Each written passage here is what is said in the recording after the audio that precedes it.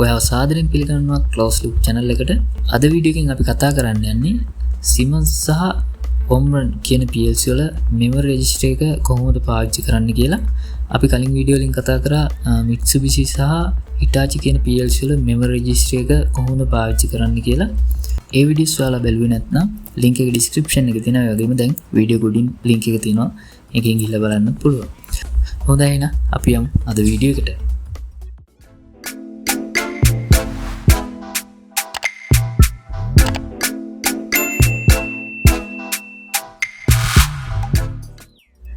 අපි කලින් වීඩියෝ එකේ කතා කරා Hitachi සහ Mitsubishi PLC වල word එකක් තමයි තියෙන්නේ.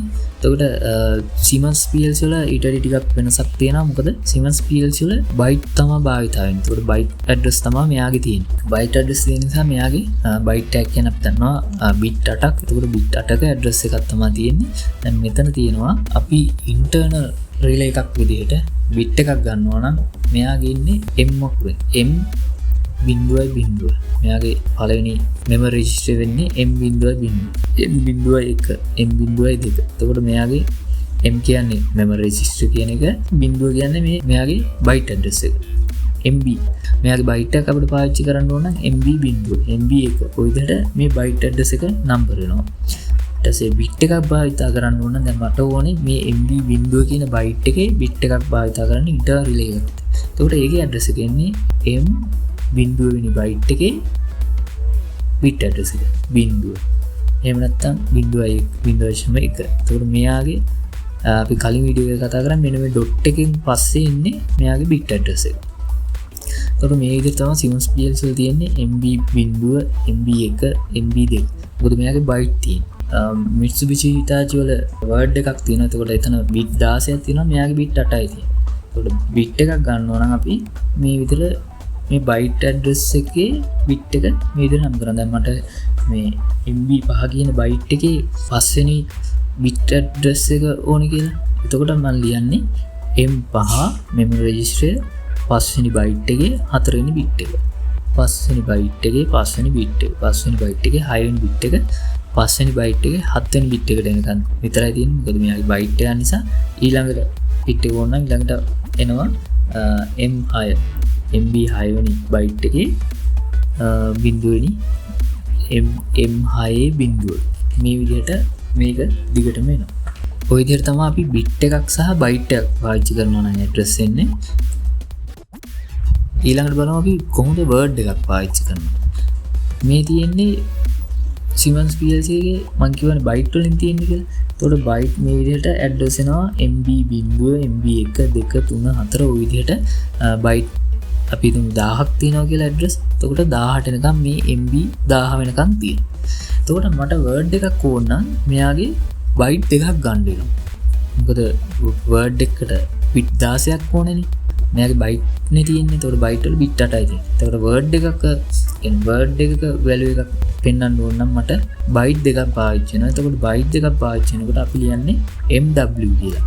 MW බිඳුව MW 2. මේකෙත් අනිවාර්යයෙන්ම අපි එක්කෝ ඔක්ට සංඛ්‍යා භාවිත කරන්න ඕනේ word address වලට.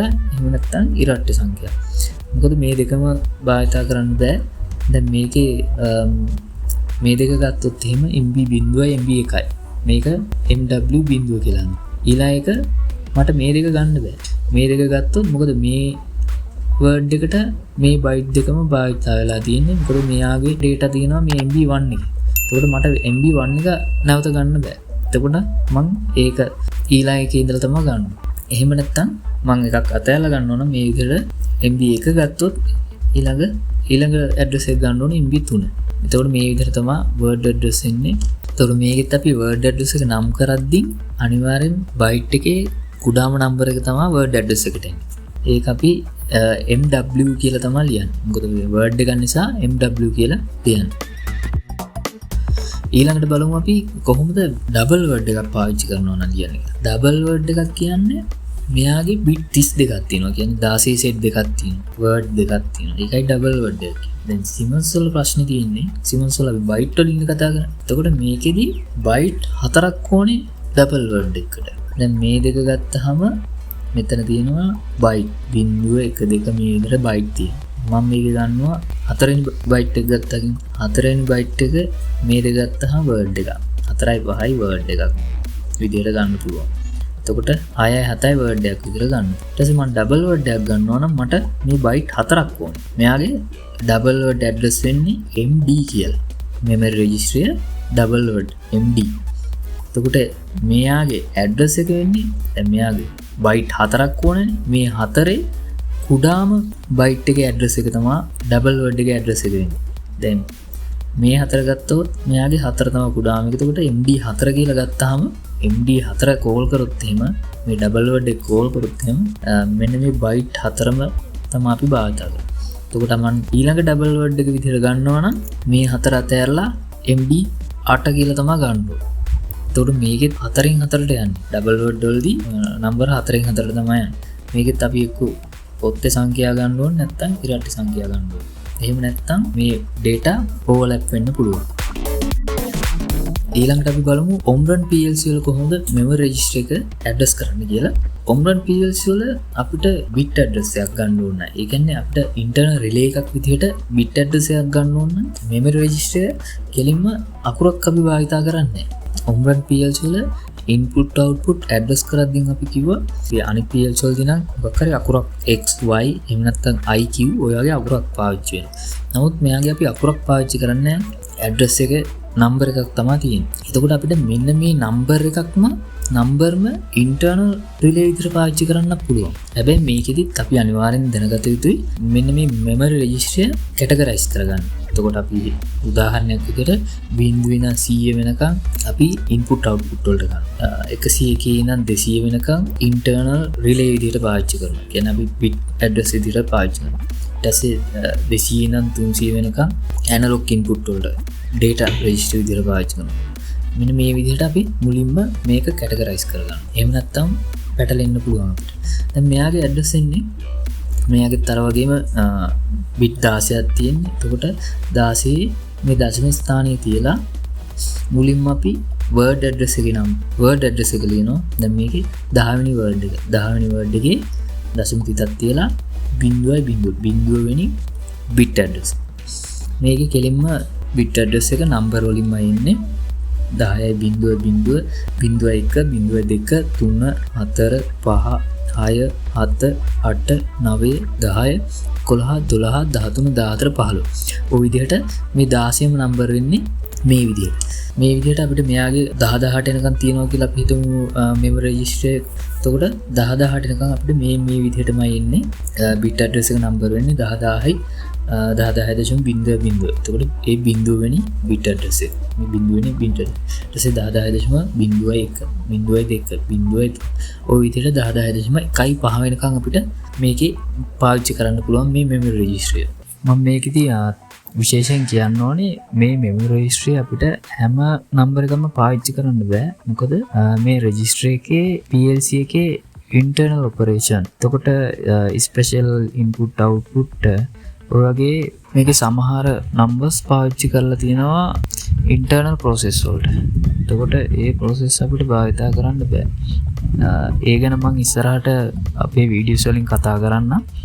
එතකොට ඒ range ඒ භාවිතා කරන numbers අයින් කරලා අපිට අනිත් ඒවා මේකේ භාවිතා කරන්න පුළුවන් අපේ program වලට. එතකොට ඒ පිළිබඳව අනිවාර්යෙන් දැනුවත් විය යුතුයි අපි program එකක් ලියන්න කලින්. එතකොට මේ කතා කරේ අපි bit address පාවිච්චි කරනවා. අපිට word එකක් ඕනේ. ඒ කියන්නේ analog data එකක් process කරන්න අපිට word address එකක් පාවිච්චි කරන්න ඕන නම් අපිට කිසි ප්‍රශ්නයක් නැහැ. කෙලින්ම word address එක එන්නේ දශම තිත සහ ඊට පස්සේ තියෙන මේ සංඛ්‍යාව අයින් වෙනවා. මෙන්න මේ word address එක අපිට කෙලින්ම call කරන්න පුළුවන්. එතකොට මට මොකක් කරේ data එකක් දාගන්න ඕන නම් මම කෙලින්ම 10 11 12 13 14 15 16 ඔය විදිහට මේක වෙන් කරගෙන තියෙන විදිහට මේ කැමති word address එකක් කෙලින්ම call කරන්න පුළුවන්. දශම තිත තියන්න නැතුව දශම තිත පාවිච්චි කරන්න bit address එකක් නම් ඒතර word address එකට කිසි ප්‍රශ්නයක් නැහැ. කෙලින්ම මෙන්න මේ number එක call කරන්න පුළුවන්. ඊළඟට අපිට OMRON PLC වල තියෙනවා data memory registers කියලා එකක්. මේ data memory registers වලදී අපි ඒක ලියන්නේ D අකුරෙන්. D.D1 D200 300 ඔය විදිහට D අකුරෙන් තමයි මේ data memory registers එක හඳුන්වන්නේ. හැබැයි මේකේ තියෙන විශේෂත්වය තමයි මේ data memory එක මෙයා data memory ගන්න. එතකොට මේ registers අපිට පාවිච්චි කරන්න බෑ bit address වලට. ඒ කියන්නේ internal relay විදිහට මේ registers භාවිතා කරන්න බෑ. මේවා පාවිච්චි කරන්න තියෙන්නේ කෙලින්ම data. ඒ කියන්නේ analog value එකක් මොකක් කරේ number එකක් store කරගන්න තමයි මේ address භාවිතා කරන්නේ. මේ address උත් අපිට D බිඳුවේ ඉඳලා අපි හිතමු මෙයාගේ මේ PLC එකේ CPU එකේ capacity එක අනුව ඒක වෙනස් වෙනවා සමහරට 55000 35000 වගේ මේ PLC memory capacity එක අනුව වෙනස් වෙනවා. අපි උදාහරණයක් විදිහට හිතමු මේ PLC data memory එක 18 වෙනකන් තියෙනවා කියලා. එතකොට ඒකේ address වෙන data memory එක D බිඳුව D1 D2 D3 ඔය විදිහට D18 වෙනකන් මේ data memory එක address වෙනවා. එතකොට අපිට මේ වගේ මේ data memory එකේ අපිට bit address ගන්න බෑ. එතකොට දැන් අනිත් ඒවා ගැන අපි D10.0.0 කියලා මේ bit address එක ගන්න පුළුවන්. නමුත් මේකේ මේ bit address එක ගන්න බෑ. කෙලින්ම මේ word එක විතරයි පාවිච්චි කරන්න පුළුවන්. ඊළඟට බලමු කොහොමද double word එකක් පාවිච්චි කරන්න කියලා. ඒතකොට මම කිව්වා මේ අපිට කෙලින්ම මේ data memory එක මේකට පාවිච්චි කරන්න පුළුවන්. මේ විදිහට මම කිව්වා data memory එක D බිඳුවේ ඉඳලා අපි හිතමු උදාහරණයක් විදිහට D18 තියෙනවා නම් D18 නිකන් මේ විදිහට තියෙනවා. ඒකෙත් අපිට double word එකක් කියන word දෙකන්නේ. word දෙකක් පාවිච්චි කරන නිසා මෙයාගේ අර වගේම එක්ක ඔත්තේ සංඛ්‍යා පාවිච්චි කරන්න ඕනේ. එහෙම නැත්නම් ඉරට්ටේ සංඛ්‍යා තමයි double word වලට භාවිත කරන්නේ. මේකේ විශේෂත්වය තමයි මේ double word වලට මේක පාවිච්චි කරත් ඒ double word එක address කරන්නේ මේ data memory එකේ address එකමයි. ඒක data type එක විතරයි මේකේ වෙනස් වෙන්නේ. data type එක අපි double word select කරලා තිබ්බොත් address එක call කරන්නේ D බිඳුව. එහෙම නැත්නම් D2, D4, D6, D8, D10 ඔය විදිහට එකක් කර එකක් තමයි address එකේ. අපි D1 පටන් ගත්තොත් එහෙම D1 ඊළඟ address එක එන්නේ D2 ඇතෑරියා D3 D5 D7 D9 ඔය විදිහට තමයි මේකේ double word address කරන්නේ. එතකොට මේකෙත් අනිවාර්යයෙන්ම අපි මුලින්ම word address area එක කොහොමද double word address area එක කොහොමද කියලා මුලින් අපි හදා ගන්න ඕනේ. ඊට පස්සේ double word address එක අපි හිතමු D1000 ඉඳන් D2000 වෙනකන් අපි double word වලට පාවිච්චි කරනවා කියලා. ඊට පස්සේ අපි ඒකෙත් හදා ගන්න ඕනේ අපි ඔත්තේ සංඛ්‍යාවද double word වලට පාවිච්චි කරන්නේ ඉරට්ට සංඛ්‍යාවද කියන එක අනිවාර්යෙන් අපි කලින් හදලා තියාගන්න ඕනේ. හොඳයි එහෙනම් මම හිතනවා OMRON සහ SIEMENS PLC වල data memory එක කොහොමද පාවිච්චි කරන්න කියලා ඔයාලා idea එකක් ගන්න නැති කියලා. මේ වීඩියෝ එක ගැන අදහස් අනිවාර්යෙන් ඔයාලා comment section එකේ comment එකක් දාගෙන යන්න. ඒ වගේම වීඩියෝ එක හොඳයි නම් like කරන්න. මේ වීඩියෝ එක මම මෙතනින් නවත්තනවා. ඊළඟ වීඩියෝ එකෙන් හමු වෙනකන් ගිහින් එන්න.